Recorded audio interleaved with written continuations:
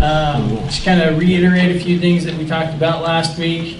Introduction to the class. So this will happen for 6 months here on Wednesday nights. So the spring quarter and the summer quarter. And over the course of that 6 months, the objective is to get into a small group and develop each other as leaders and meet once a week outside of class and discuss the material that was presented Wednesday night in class and help each other develop as leaders. And then at the end of that 6 months, over the course of the next 6 months, you can continue to meet with your small group. And the objective is at the end of the year, you have your own small group. So you are leading your own small group this time next year. And this thing just continues to grow in the biblical discipleship model.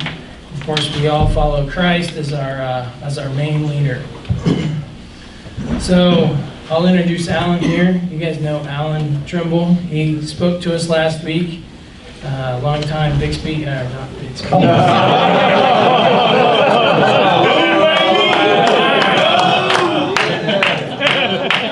Sorry, Coach.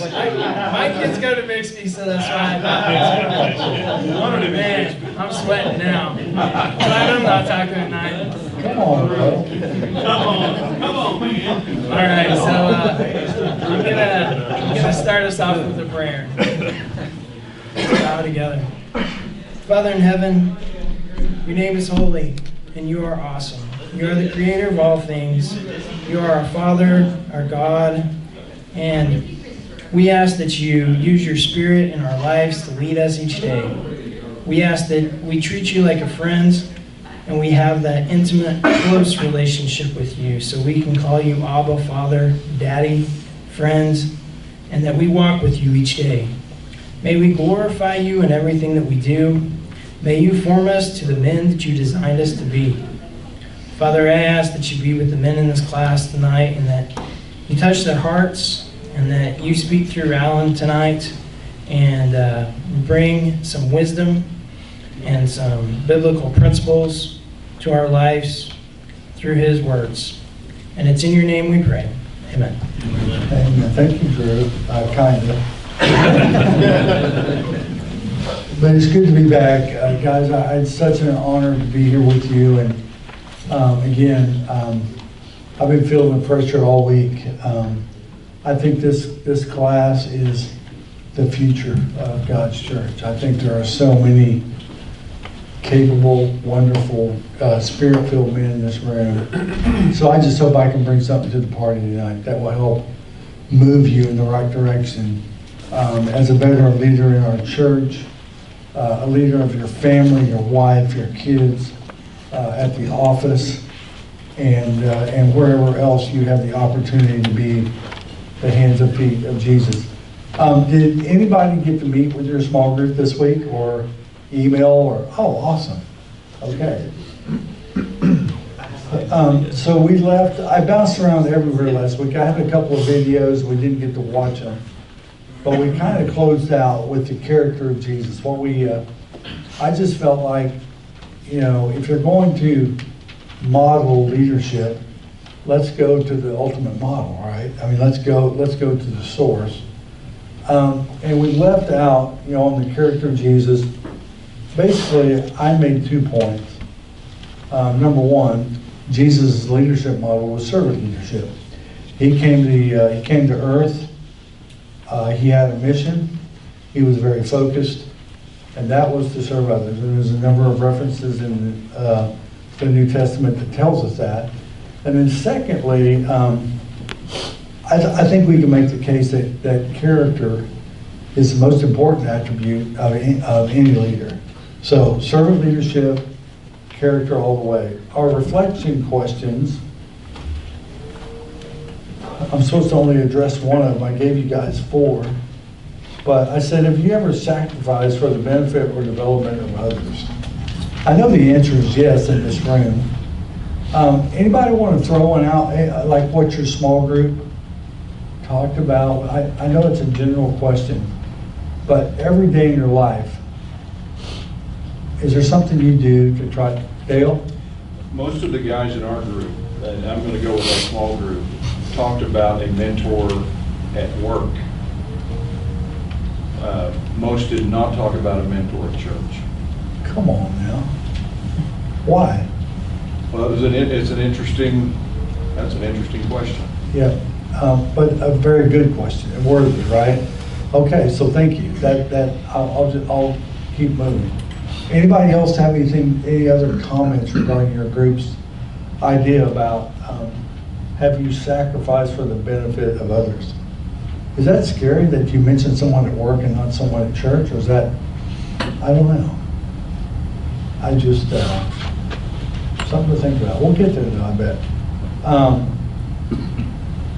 I apologize for interrupting. I read a book a few years ago that was about raising boys, and in the intro to this book, I don't know why it's always stuck with me, he talks about how because of the life cycle that we live today, our kids don't get to see us deal with challenges as much. And you're asking, why is it not made at church? Because our time is split up that way.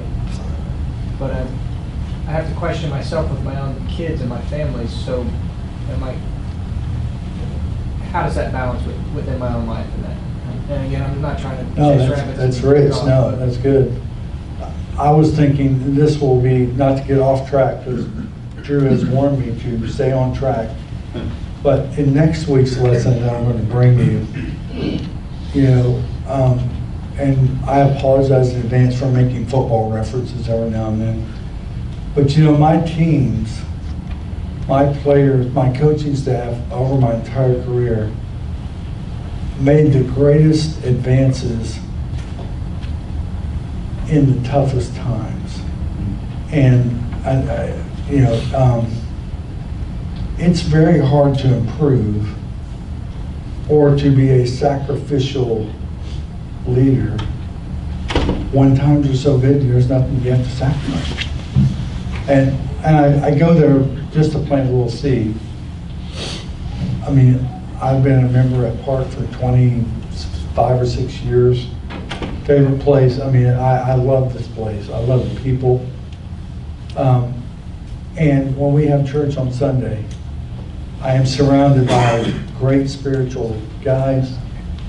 I am prayed over. I get to hear the message from a guy that does it as good as anybody in the world. And that blesses me.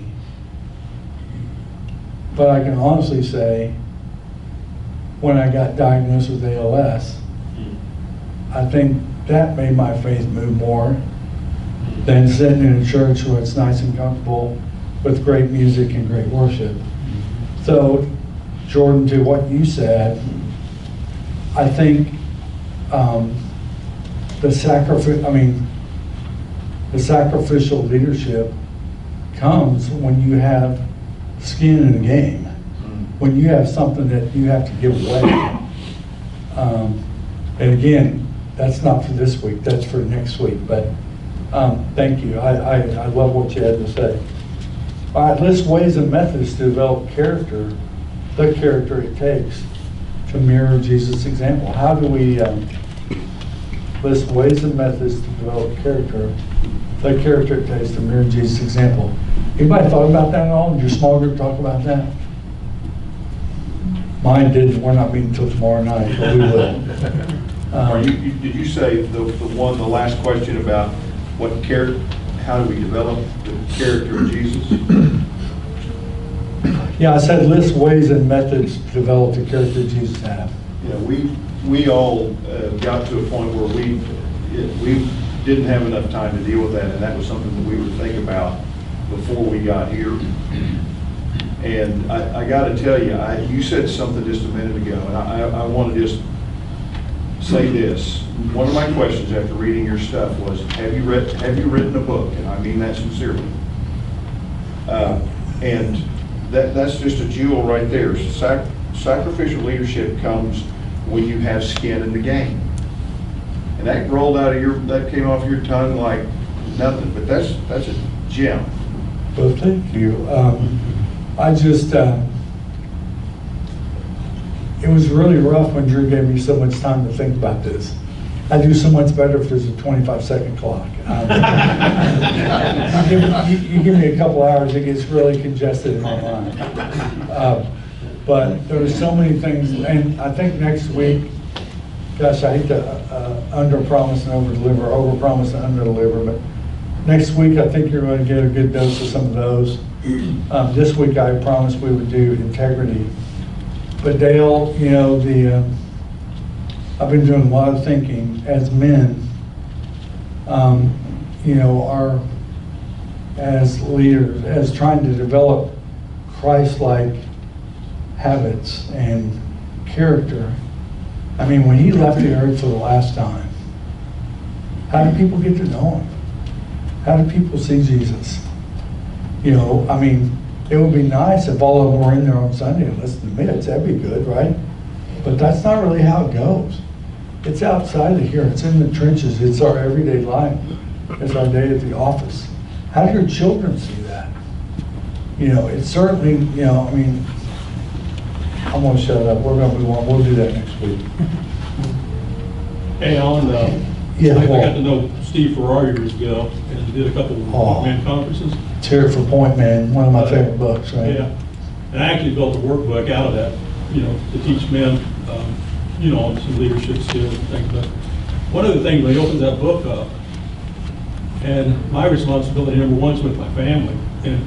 But I remember when you open that first chapter, he opens it up with a guy that's in Vietnam, you know, and he's point man, and he's leading his guys through this jungle. Well, everybody's running on adrenaline because they're looking for snipers, they're looking for booby traps, mines, and he correlates that with today's stuff too. But Sure. Think about it. He says, you're a point man, and now you turn around and you look, it's not your guys, it's your family. Sure. And when we read that, that's it. You know, your number one responsibility as a point man, spiritual leader, is your family. You know? Certainly. So, man, you know, that's what I've done, pouring my life into him and Kai and Holly. You know, and I know that they're solid as a rock, and now they're pouring their lives into their kids. You know? Wonderful. But we're also busy, as we all know. That's your number one, you know, responsibility. Well, and then you start branching off, you know. Well, you know, we're busy, but also it's so easy in today's world to get off track. There's so much noise in today's world. There's so many, I mean, not to bring this up because this is not on the script today either, but these folks that have paid millions of dollars to get their kids an Ivy League education that don't deserve to get in. I'm going, if you're talking about being the point man of your family, am I going to enable my children, teach them to cheat, give them, I mean, just, can we say powder your in there? Just powder her in into every opportunity we get. But we lose, there's so much clutter in here, we lose track of what our mission is. And we're going to talk a lot about that next week. But so anyway, one more thing on servant leadership. Can you guys name one? Can you guys name one? Did you have one in your life? That guy that could make your fire burn? But, you know, my first one was my high school football coach, Ron Wolf. Because I had played a lot of baseball, a lot of wrestling, a lot of football. But finally, a guy came into my life that actually could unlock, he could motivate me. And the biggest thing I can tell you about Coach Wolf, besides he was a really solid Christian guy, was that he loved me. I knew that when he spoke to me, he loved me and he wanted what was best for me. And he knew if he could get that out of me, it was going to be good for the rest of us. And that was the first guy. Now, I played for a lot of guys that weren't like that. I was just a means to hopefully have the team win games. And that's not motivation. That's I don't know what that is. But anyway, anybody else, give me one story of a guy who could unlock that code for you. Anybody? Can you think of one? Alan, I'll do one that I saw this weekend. So I go up to New England to preach, and Saturday they hit this time where I can't figure out what they're doing. And our church has more believers in the Church of Christ than the 6-state region of New England. And that gives you context. And this time I couldn't figure out what they're doing. The song leader gets up, and a crowd of 400, he leads one song and they all clap. And he sits down, they clap for him. Another song leader gets up, they all clap for him, and he sits down. They do this for an hour. And I was like, what's going on here? These songs don't match. And in my mind, I was like, some of these guys aren't really good. And, you know, forgive me, but this guy just humbly told me, he said, Mitch, these guys come from congregations of 8 and 12. This is their one time a year to lead a song where more than 20 people are being led. And the song leaders were crying when they came back down. But out of that context, I went to that church for the first time in 1982, the Ward Street Church of Christ in Wallingford, Connecticut, when I was in high school. And a guy named John Woody was their volunteer youth minister. And I walked into this conference, and John Woody was the volunteer youth minister. 40 years with a youth group of varying from 2 to 7. And you just look at that and you're like, dude, you know, never been paid a dime. There it is. Just powerful, powerful example of integrity over the long haul. Sweet. Yeah. Perfect. Thank you, Mitch. All right, we're going to move on to today's slideshow. Drew, bring that up. Is it up? Oh, can you get it where I can see it, or it's going to be on toast if I can't see it? So, thank you. I heard a football coach one time open up a speech about integrity, and he said, you know, all decisions made without integrity don't matter. And by the way, all decisions made with integrity don't matter. And I'm going, come on now. So, but then he explained, okay? He said, if you make decisions without integrity, your organization doesn't have a chance, because you know if you don't have integrity, the people are not going to follow you, or they're going to follow you until something goes wrong, and then the rats are going to dive off the boat. And he goes, if you make decisions with integrity, the people are going to love and appreciate you, and the outcome, there will never be a separation, because there's going to be a trust and a unity, because if you have integrity and the people know you and they know your heart, they will do anything they can for you. So that's exactly what he meant. If people don't have integrity, it's not going to matter, because it's not going to work. And if they do have integrity, it's not going to happen. It's not going to matter, because they're going to trust you and go down with the ship no matter what. Win, lose, or draw, they're on your team. And ultimately, as leaders or as coaches, which we kind of are, we want to make sure that that integrity resonates within our heart and within our system. I wrote down, people are going to follow someone, whether in the battle business or ministry. You got to be able to trust the leader. And I can tell you, I've been a part of that. I have worked for some good guys, and I've worked for some tyrants. And when I describe tyrant, I mean anything to win. Like phoning a teacher to say, hey, I know Johnny's got a 58, but could that 58 become a 59.5 by Friday so Johnny can go play?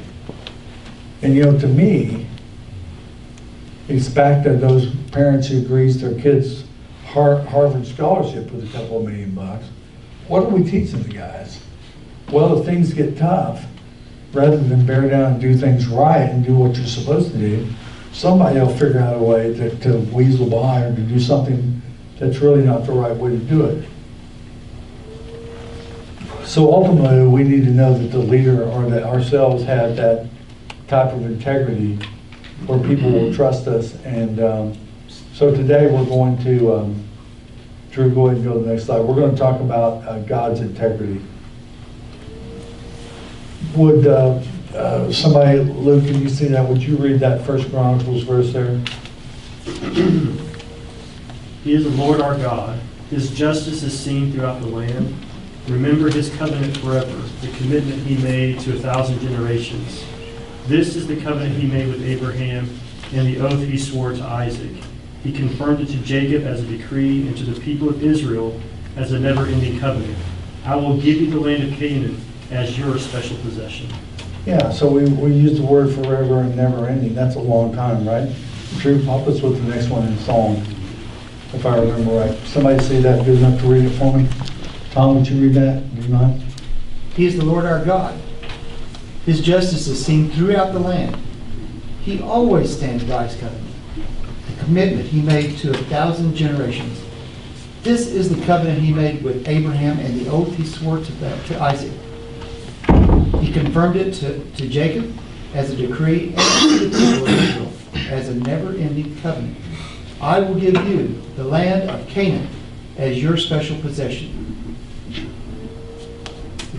Thank you, Tom. And so integrity, I put, is it's a matter of having the right heart and allowing the person on the inside to match the person on the outside. Anybody have anything to say about that? That's harder to do than it looks. I don't see a lot of that on Fox News when I'm listening to my politicians talk.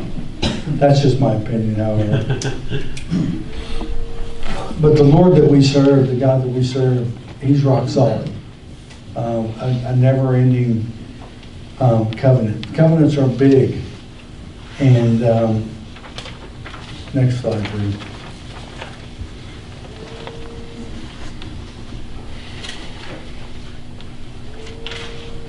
So I figured out pretty quick in my coaching career that if you want a level of consistency in your program or in your life, you had to do things right over and over again.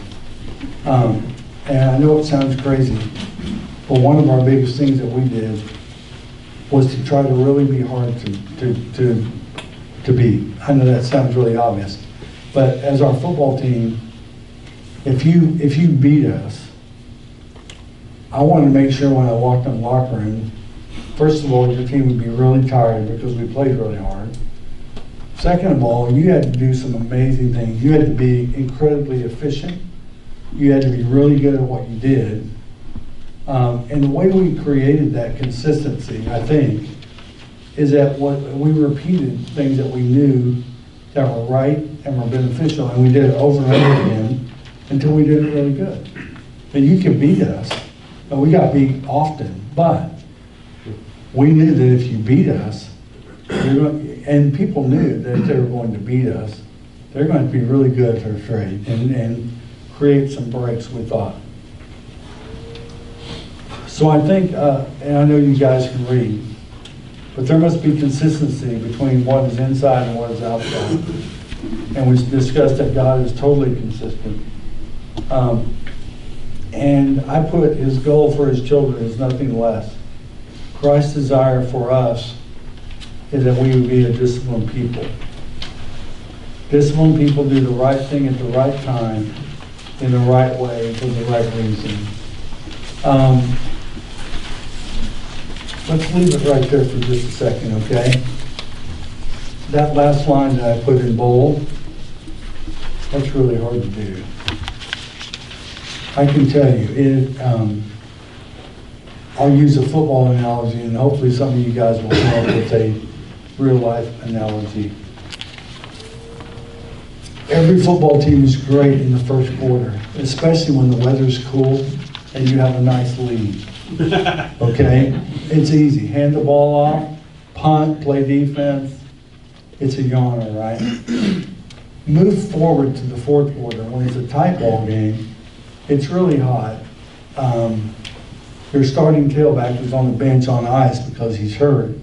And now all the things start creeping in, all the stress, the difficulties, the challenges, the noise of the crowd, the stress of the scoreboard. All of a sudden now, football's not nearly as fun. It's like off season every year.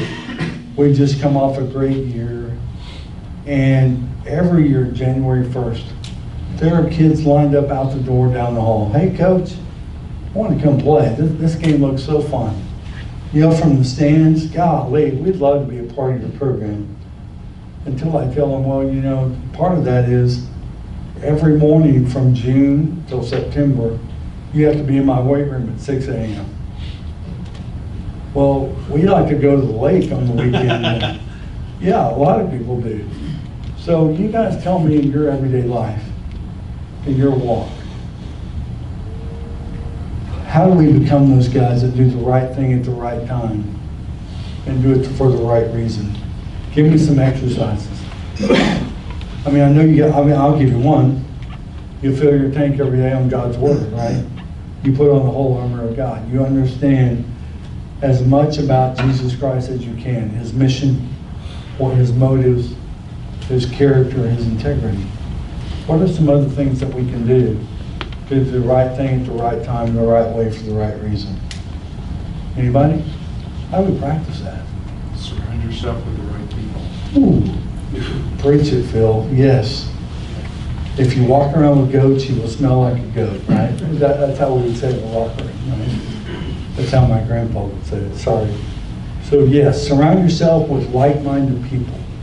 Study people who are great leaders. Study people who are great parents, great teachers, things like that. Anybody else have anything to add?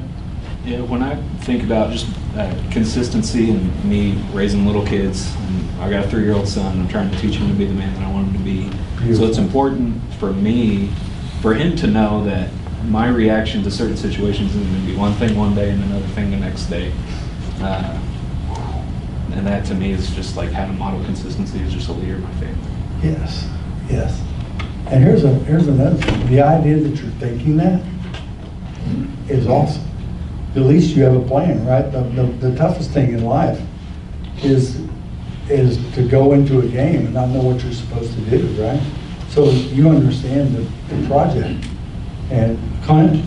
Well, I wouldn't mean to interrupt. I was just. No, I had to hit my vapor stick in a minute anyway. Well, one of the things we always say at business every day is we've already, the business has paid the investment. That's already paid. What are we getting out of it? So, you know, if we pay for some type of advertisement, how are we going to make sure that that's used to the best ability for our business? So, you know, I'm great at this, but I try to focus my mind on, you know, for me spiritually, the price has already been paid. Now, what am I going to get out of the investment? That's a daily thing. That'll preach. It's already been paid. Yeah. Just what are we going to get out of it now? Yes. Beautiful. All right, Drew, let's move on. Oh, excuse me, Don, go ahead. Well, you know, to me, it's challenging your decisions. I mean, ask yourself the question, is it right? That's a tough question. You can say what's legal, what's justifiable, what can we rational, what's right? And is the decision you made right? Yes. And thank you, Don, because you're the one that probably should be teaching this lesson. You're that guy that figures that out. Yes, sir. And I'll be back to you. While we're on the subject of football, It's supposed to be integrity, by the way. Okay. I admire Tom Brady. Now, a lot of people are going to, you know, take exception to that, but he does this. He's consistent. His profession is football, and he's dedicated, just like you're talking about, every day. So He's like watching Picasso paint on the football field. He's unbelievable. He's magic. Yes. I think one idea is recognizing when you're weak. When are you prone to weakness?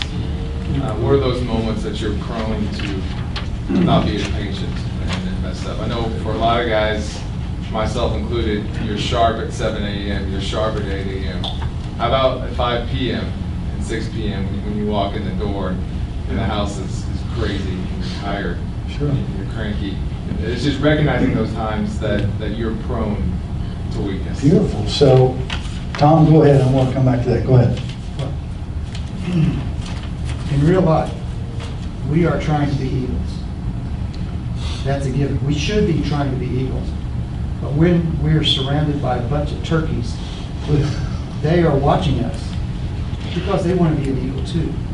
But at that point, we have to realize we have to do the right thing.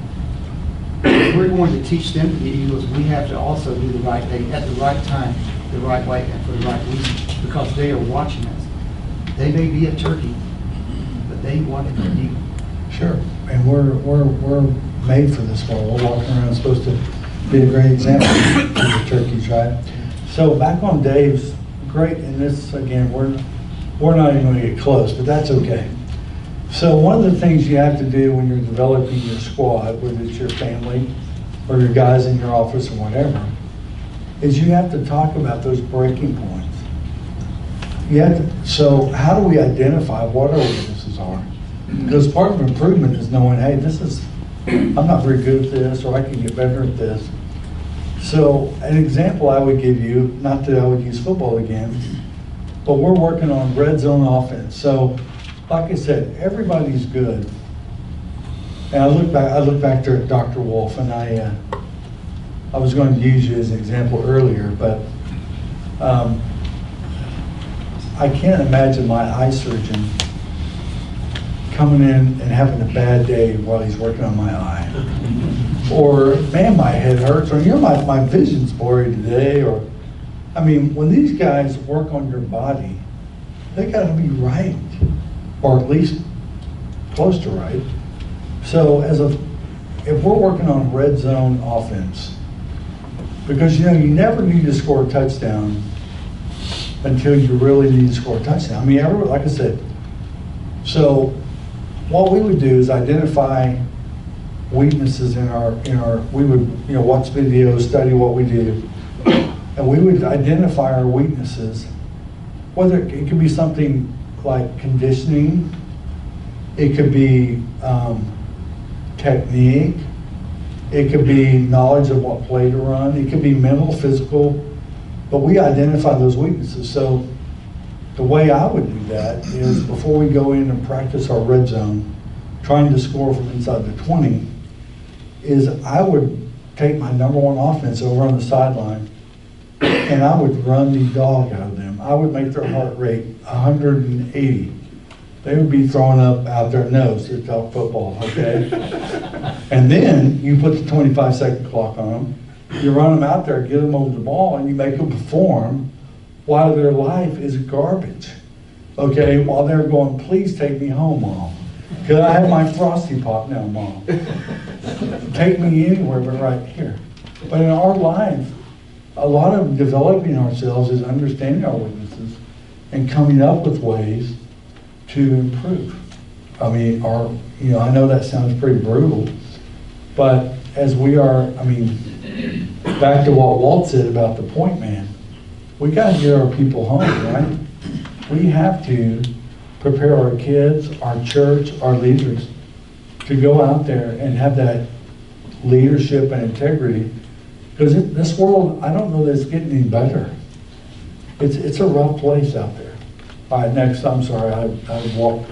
Phil, go ahead. I just want to say, one of the sayings that has been powerful in my life came from a general that said, fatigue makes cowards of us all. Oh, man, in a second, yes. And I think it can be fatigue over a day or years or anything. And it can be physical, mental, there's all kinds of fatigue. Thank you. Bert? Well, speaking of what you said, I found, sometimes, usually when I'm done with the surgery, the standard phrase out of my mouth was, it went perfectly, I'll see you tomorrow. I just leave it at that. There was one time a while back I had a really anxious patient that I think wanted more than that. And I walked in, I've never coached in a locker room, but I just walked up to him. Yes, you have. And said, I gotta tell you, I was on fire. I was in the zone. It's never got better. And they really responded to that. I love it. But the downside of that is that when you're having a day when you're not liking your job, it is never, ever the patient's business to know that. And I think that is the real struggle of leadership. I think for the most part, now, with us being with young families, it's, as a general rule, not their business if I suddenly really hate a day of working with them. But then the question becomes, when you're a leader, is, so then do you bottle that up? Or do you have somebody that you can turn to? Do you have somebody you can turn to at work and say, I am really not liking the job right now. I'm really not, I'm struggling more than, and what I've seen in myself and what I've seen in a lot of leaders is the further you move upward in leadership, the less likely you are to share what your struggles are because you don't have anybody up on that hierarchy to share with, or at least at the same level. And if you don't find that, you end up getting to a point where you deny that you're having any struggles to begin with. So I think all of us in this program, I think, is a good offering for that. That's right. To find someone that you can share anything with. And it may not be the same person for all subjects. Maybe one person for your job and another person for your life here in the church, and another person for the family. But you need somebody on that level or above. I mean, and I'll say one more thing, because Don Milliken said it to me a long time ago, and has Charlie, is that Charlie up in the front row? Who's up in the front row? Yeah, Charlie Mahaffey right there. But Don shared with me that he was, it's been very much a struggle as so many of his mentors, people that he looked up to, have started leaving us. Sure. We're no longer with us, or really no longer in contact with us, probably a better way to say it, and they've died. And he said, I don't want to lose Charlie. I want to have somebody that, and so all of us, though, need to have someone that we can look up to and that can mentor us and that we can be prepared for a substitute. Amen, when that man. person's not around. Great job. Thank you, Bruce. Thank you. Okay, let's thank you guys so much. Hebrews 13:8, Jesus Christ is the same yesterday, today, and forever. And I know you guys know that verse. But when your cause is worthy, man, when you, I wrote down God's character and the promises he makes are supremely worthy of our trust and commitment. And that's the bottom line, right? And I want to show you guys the seal video next week, okay? It took me forever to find it. And I already apologize because there's one bad word in it. But you should have seen the one that wasn't edited. There was a lot of bad words in it. So this one's as good as I can do. But, and I know you guys will get tired of hearing about that. But when you take that code, when you become, a war fighter in our, have you got any Navy SEALs in here? I played football with one of them. He had come back from the Navy SEALs and enrolled back in lovely NAIA, Northeastern State. I would just tell you, he was a really tough guy to whip, okay? Because he didn't think you could do it. And so when they take that code, when they take that commitment level, and they understand that their cause is just and their commitment is worthy, they have a completely different mindset. And I'm not saying that's good. Their mindset's pretty out there. And like I mentioned last week, I don't know if it's a complete control of their emotions or a complete loss of their emotions. But when they are the warfighter guy, they're in a whole different, they are mission focused, and they will do anything they can to stay loyal to that mission. But we're promised right here that our faith, our God's character is completely trustworthy.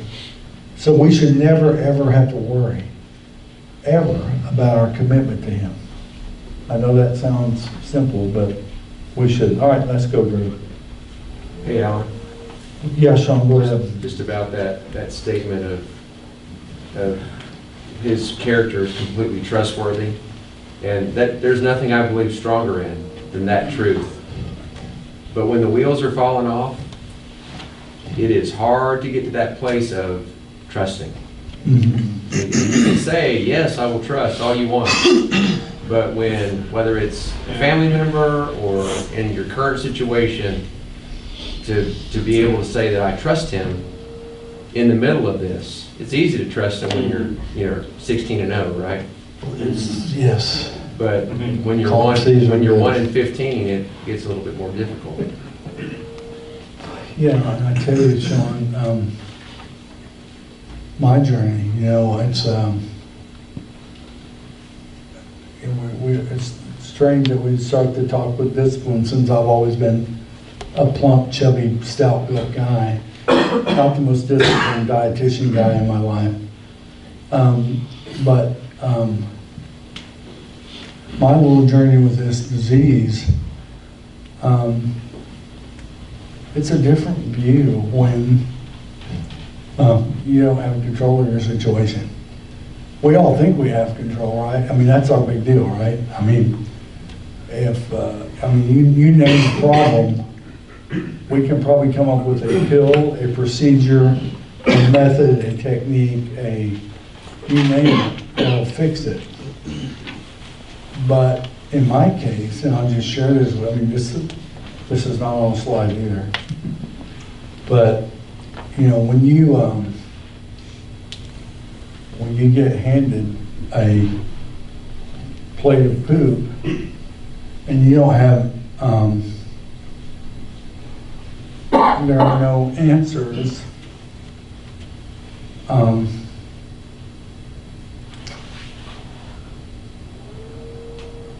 in my case, you take great strides in your faith.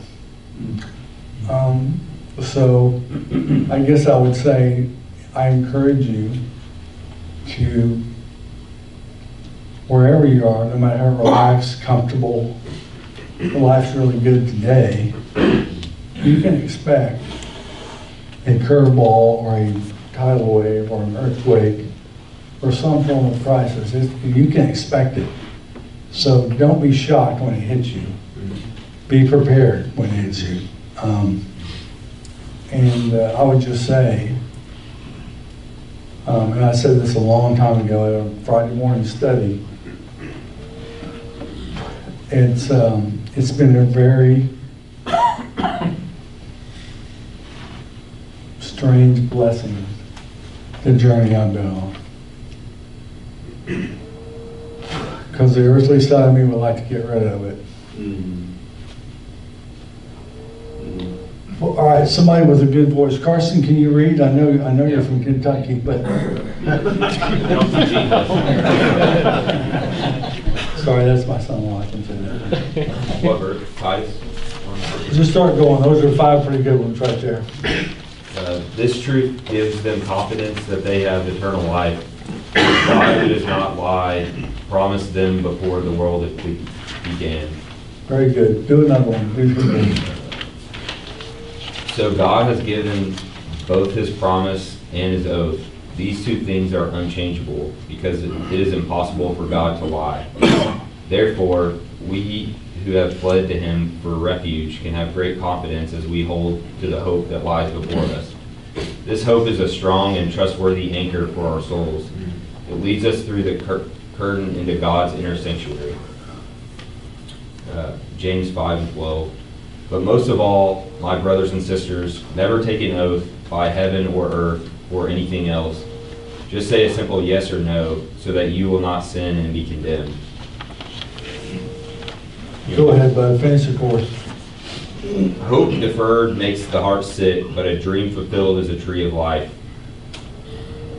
And he who is the glory of Israel will not lie, nor will he change his mind, for he is not human that he should change his mind. I am the Lord, and I do not change. How about that verse in Hebrews, though?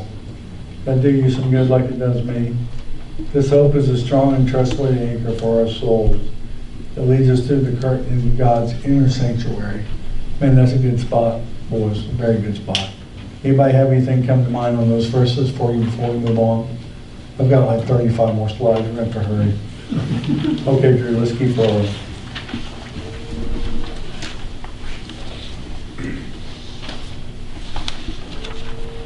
All right, I jotted down a few things here, and then we're going to try to fast forward here and maybe come up with a few questions before we go. I think you all don't know this, but God is the ultimate reliable source of hope.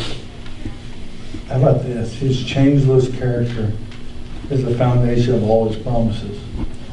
Whatever he says he will do, come on now. Whatever he says he will do is as good as done. And when we hope in his promises, this hope becomes an anchor for our soul. When God says yes, it stays yes, and when he says no, it stays no. You can bank on it. You guys ever gone through this one? Much of our heartaches we experience is directly related to unreliability of people. I can relate to that one pretty good in my career. There's no manipulating, bribing, or bargaining with God. He will never compromise his integrity. And I thought, God is integrity. Anybody have any comments on that at all? Yes, sir. 2 Corinthians 12:9, when you don't have up there, Allan, you've had a very successful life. You've done great things. And yet when God says, God's grace is sufficient, His power is made perfect in weakness, that came alive with your life to me, because you are so more now than you even were because of your weakness.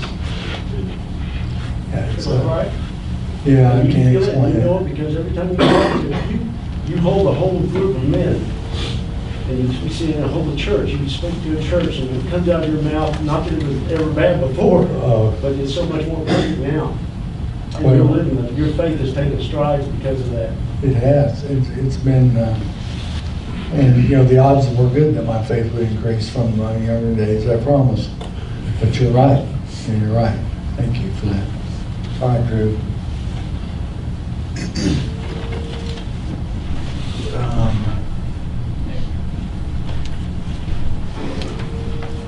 All right, Drew, let's go. Let's fast forward. We gotta pull the curtain. Let's go to my selection questions just real quick. We got some guys doing this here. You all should have a copy of all this. All right, here's your homework question. All right, and I wanted to challenge you guys to try to spend some quality time, either in your small group or on email. Not only quality time, but pray over this stuff. Again, my prayer has been that what we discuss and you guys' thoughts and prayers would lead us to spiritual growth, make us come closer to the Father, maybe train our focus even more on the importance of leading our family, leading our church and our people. And again, spend some time on these questions, if you don't mind, and bring some ammo next week when we come back. How many guys are going to be gone next week? I know it's spring break at a lot of schools. Okay, because I hate to overpromise, but I think you're going to enjoy next week's class. I'm going to veer off of Drew's curriculum list, and we're going to talk a little bit about accountability, and we're going to do a little bit more team building and I don't know, some things I think that you'll enjoy.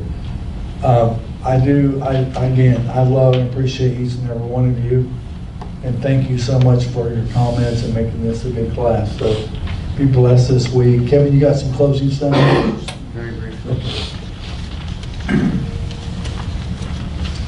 First of all, thank you, Allan, always. Guys, if you are wanting to be a part of this class for the next 6 months, we need to make sure we get you in a small group. So if you are not in a group, come see me or Drew or Dale, and we will get you in a small group, hopefully by the end of the night. So just make sure we're all staying the course on what our plans and hopes and what we think God's vision for this whole deal is. So thank you guys for being here again tonight. Let me pray for us, and we'll get out of here.